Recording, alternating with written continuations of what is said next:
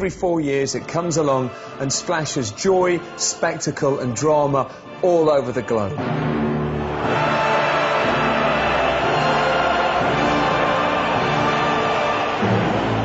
Mondiale, La Coupe du Monde, Das Weltmeisterschaft. You mean the World Cup, Richard? Yes, Peter, I do.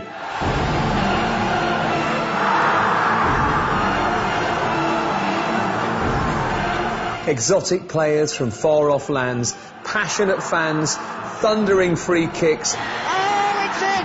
Unbelievable saves. And most of all, my goal against Trinidad and Tobago. It's a crouch! No, Peter. Fluky goals are not what we really remember. Well, I do. It was the Nuremberg Frankenstadium in the 83rd minute. The ball came over from Bex. Thank you, Peter, but what we really remember are the World Cup shocks. Terrible challenge. This is awful. This is awful. For the next 2 hours, you're going to be watching our personal list of the most jaw-dropping moments the World Cup has ever witnessed. Even Gordon Ramsay watching it would go, that's too much swearing. It's kicking off. They were pure evil. Has there been a match like this? This is the ultimate countdown of cock-ups. It was one of those, you know, let out a little bit of wee moments. And cards. Has the referee got a grip of this game? He got a straight red for that. There'll be misdemeanours. Germans sometimes need to get a sense of humour. And missed penalties. He's cost us the World Cup, hasn't he? That's a shocker. To Argentina as well. Broken hearts. I never knew that it would go that bad. And broken faces. You just want to whack him. We'll see the knockouts. That was unbelievable what it's just done. And the walkouts. Got no comment on that. And go from the sublime. A wonderful goal! You got to hold and give. To the ridiculous. And that is plain stupidity. Welcome to our 50 greatest World Cup shocks. 50. I better put the kettle on. When it comes to penalty shootouts, the Germans are clearly die Obermeisters. Played for, won for. Lucky? 9. Vorsprung durch Technik, eh, Jens? In 2006, Jens Lehmann wasn't going to rely on mere statistics in a quarter-final shootout against Argentina. Instead, he used a shockingly sneaky tactic. Rather than follow the theory favoured by English goalies, fall over as the ball flies past you, he'd get organised, get serious and get efficient. That's very German. With goalkeeping coach Andreas Köpke, he'd written a list of where the Argentines put their penalties and kept it tucked in his sock. I love the idea of Lehmann having notes upon his person during the game in case of the eventuality of penalties. You know, just ready for any possible scenario. There's been a pitch invasion. What do? I will consult my notes. Lehmann picked the right direction for every penalty, saving from Roberto Ayala. Saved by Lehmann! Then, for the crucial kick, up stepped Esteban Cambiasso. Lehmann very ostensibly takes out a note from his shin pad and has a look. And at that moment, Cambiasso realised that Lehmann has some sort of information of where he's likely to shoot. How off-putting is that? It's like, you know, when someone passes a note about you and you think, what's he saying? What does it say about me? You get really self-conscious. Will you stick with your regular choice or will you change it because you know that the goalkeeper knows where your regular choice is? It was the ultimate act of kidology. It's Germany! Cambiasso's name wasn't on his list. Jens Lehmann is the hero and Germany are into the last four! He saved the pen, sparking scenes of mass German jubilation. Jens joined in too, efficiently, coldly, ruthlessly. You expect the Germans to give you a good old kicking, but the last thing you expect from the Brazilians is dirty play. But in USA 94, against America, on Independence Day no less, one Brazilian misunderstood what the Constitution says about the right to bear arms. Leonardo foul was awful. He just jams his elbow back. Awful. Ramos falls onto the ground and then sort of jerks again. You know someone's trouble where they're sort of jerking. It's like a shock. when you get a player like Leonardo whack in the face, it's just shocking. It was the last thing everyone expected. No, the last thing we expected was for the commentating Chris Waddle to defend it. I think that's a very bad decision by the referee.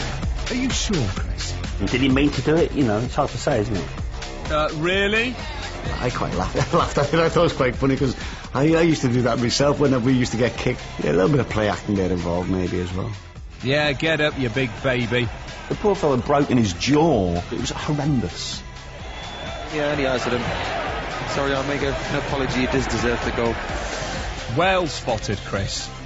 Leonardo was fined £5,000 and banned for 4 games. Tab Ramos spent 3 months in hospital with a fractured skull. Chris Waddle invested in a guide dog.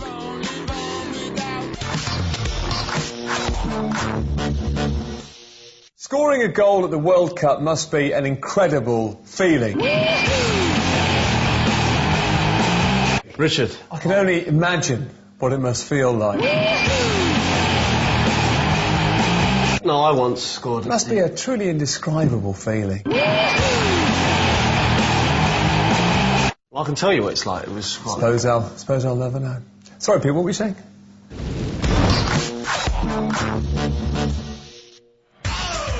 It was a shock to see Saudi Arabia at their first World Cup in 1994. It was even more of a shock to see them score. But it was an earth-shattering, seismic shock when midfielder Said Al-Owairan scored the best goal of the tournament. There's Owairan, a good run, good strong run, still in possession. Owairan, still there. They've scored again. Saudi Arabia, 1-up against Belgium. Just 5 minutes gone, and it's Said Owairan, the number 10. It was incredible. He was a new arrival, he'd launched himself on the world scene, and I haven't heard of him since. He went home a hero and enjoyed his newfound status a little too much. After being caught drinking with a Western woman, he was jailed for 6 months. From scoring one of the top 10 goals of all time in a World Cup to being banged up. Sad times. The prison team were happy, though. You're unbelievable.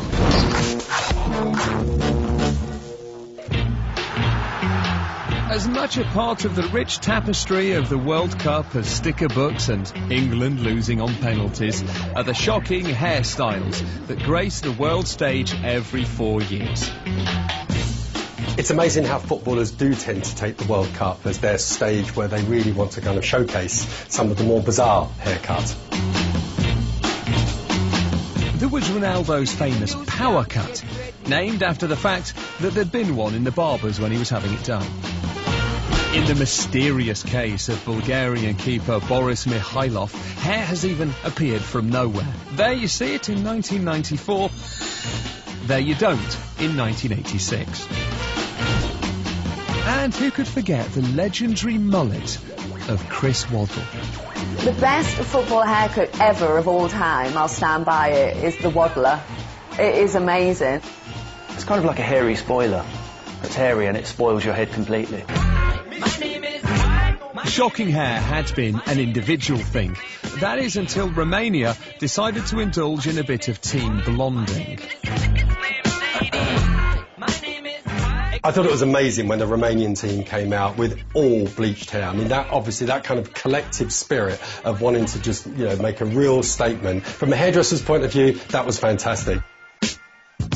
You can only get away with doing stuff like that if you're actually good. If you then go out in the second round, you look like an idiot, don't you?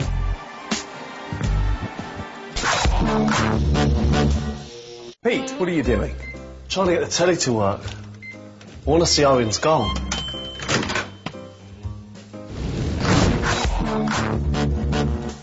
He's gone past one. He's running so fast that I'm thinking he's going to lose it. Just the pace. Shrugging off challenges. Goes round another. Takes the strike. I'm thinking it's going to go wide. When England play Argentina, we expect a small, brilliant player to run through and score an amazing goal. And it happened in 1998.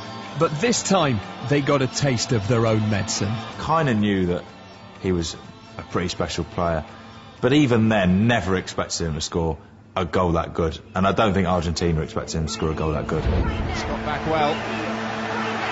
Now, can Beckham set England moving? This is Owen, taken in his stride. Chabot trying not to bring him down. It's still Michael Owen! He scored a wonderful goal! Is there nothing beyond this 18-year-old? Everyone off the bench. And what a moment for the teenager. And for England. You know, for an 18-year-old lad to have so much composure right at that final moment, it was like he was let loose in the playground. You know, and he went out there and just absolutely stamped himself right on the World Cup scene with an unbelievable goal.